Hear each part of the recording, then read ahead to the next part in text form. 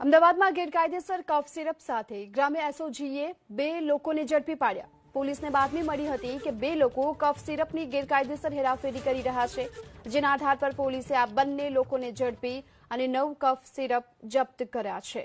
પોલીસે આ સમગ્ર મામલાને લઈને આગળ તપાસ હાથ ધરી છે।